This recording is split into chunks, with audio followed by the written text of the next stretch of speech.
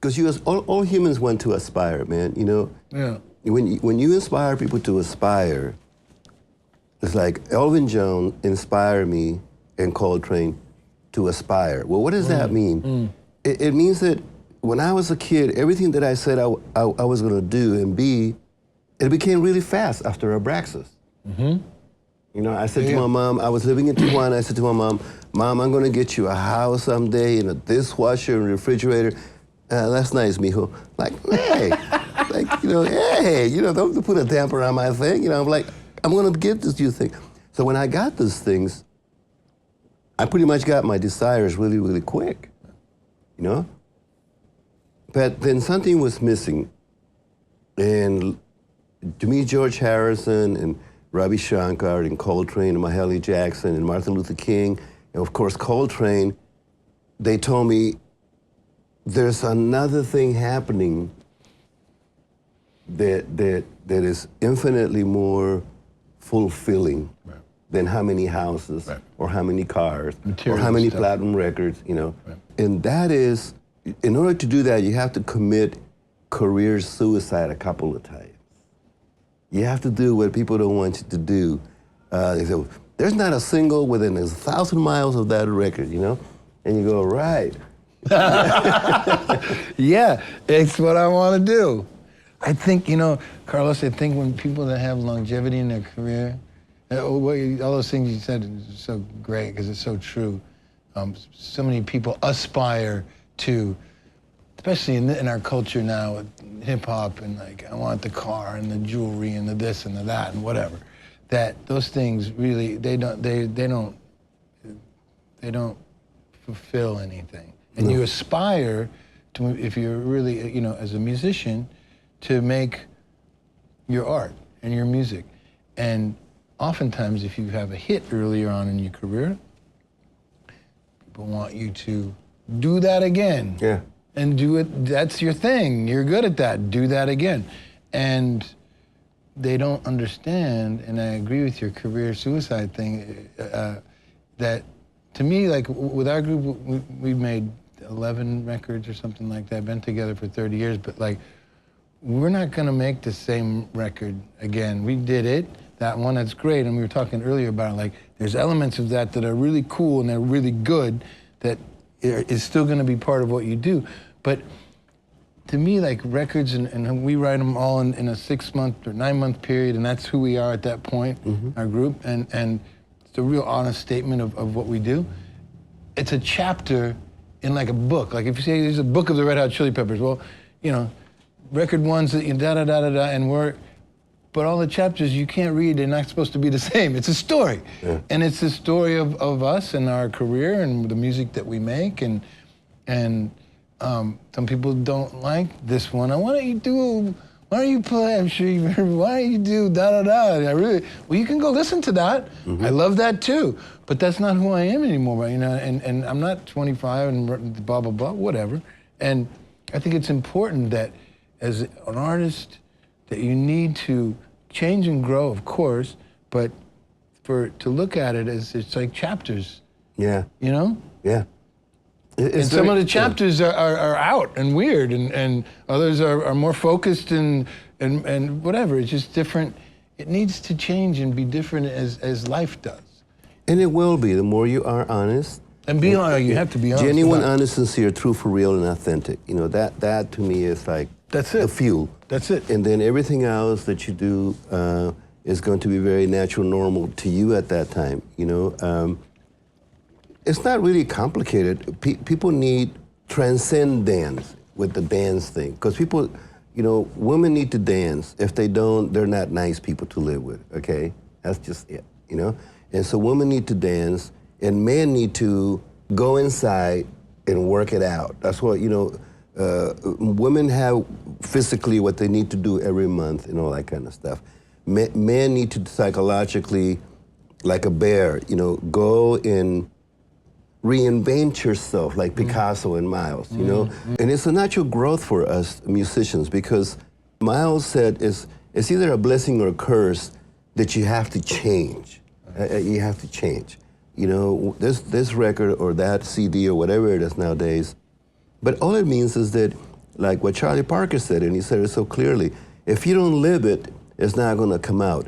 So put your drums in the closet for a minute or the guitar and go out in the park, man, take your shoes off and actually feel the grass, feel life, you know? Yeah. And then you come back and when you play about it, people say, you know, even though you're playing drums, I heard your story. Here comes the best part. Because it's my story as well. Your story is, it's the same story. I heard Wayne said something like, it's the same song. All of the songs that he wrote, it's the same song. I was like, what? But he said it's the same song. Just, you know, all of them that we know. Well, in a way it's true because it's all tied in together like beads on a string, you know, and he is that string. I love life right now because I don't think I've ever been so clear and so at ease. This last tour, I learned how powerful it is to be at ease. So you can really create stuff that even your brain goes, dang. Because see, the brain likes to measure. You gotta get the brain out of the way. Yeah, exactly.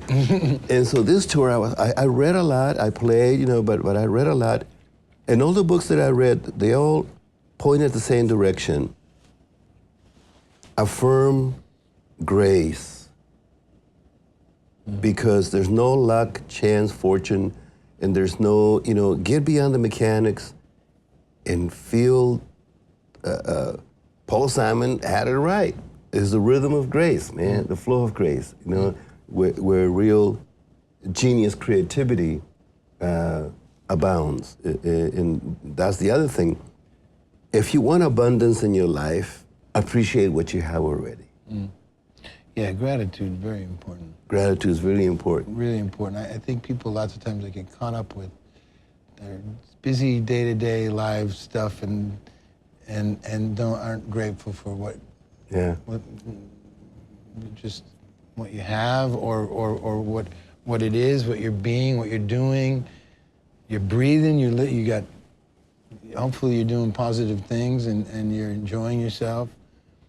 I'm grateful and thankful for your band, man, because when your band plays, you captivate people, and you take people into a place where they're able to, and you know, I can just close this thing by saying, I love to do a video of a dog with a lot of hair, and the sun behind him, and he's shaking water in slow motion, and you see this rainbow behind him, and then it says, you too, like this dog, can shake off all your illusions, your so-called lack of self-worth or wretched, all that other bullshit. You can just shake it all off, and look at his face, man.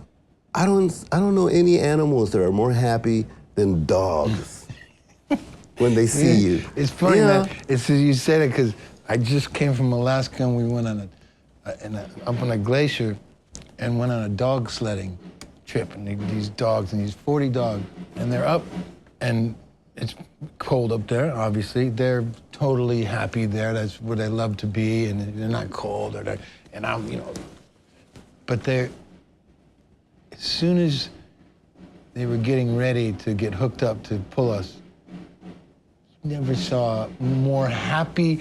They just couldn't wait to like get hooked up and run. It's what they love to do. And it was so beautiful. And you know, I'm thinking, God, it must be really hard and it's cold and all this kind of stuff. They love it. That's what they live for. Yeah. They were so friendly and petting them, and they were just like, I totally agree. I saw some really happy dogs, man. It's beautiful to see that. It's very simple. Yeah. Very simple. Their existence, very simple, and happy as can be.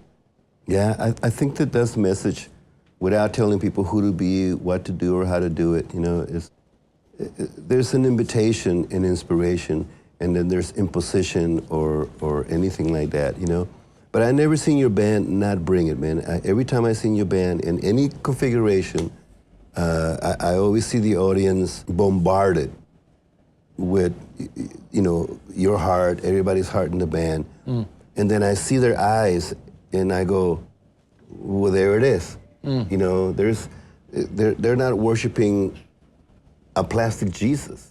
No. This is the street, man. This is for real. They're connecting. You know, they're connecting. And thank you for saying that. That's very kind. We put out a lot of positive energy. Yes, you do. And sometimes, if you're in a big place, it can be maybe more difficult to get that. But sometimes it's easier because you can get. I mean, you played big places before where it can really turn into a really big ball of energy. Clubs, people are right there, right in your face. They see you. There's that immediate reaction. That's fantastic too. I love that. And there's something special about both type of situations. But I love to play anywhere, anytime, with whether it's 10 people or 10,000, doesn't matter. It's when they feel the joy of your loving what you're doing. And then you can get, everybody else is connected on stage too. And so I was talking about having that conversation. Everyone's connected. We make sure we're connected. We're not like out on the ramps and, you know. We kind of play kind of like Neil Young, where everyone's kind of close and a lot of eye contact. And I think they pick up on that. And I know they do. And, you know, can make people happy through music. Yeah. It's a gift, man. It's you know, I want to conclude this one, and thank you for inviting me to thank you. to share, you know, light conversation, and I mean light conversation. One of the last things that the main things that I learned this year was from this lady named Thelma in St. Louis. She said, "For your band and my band, it's a blessing to be a blessing." Well put. That's it, right? All right, thank you so much. My pleasure. All right. Thank you. Carlos Santana, ladies and gentlemen.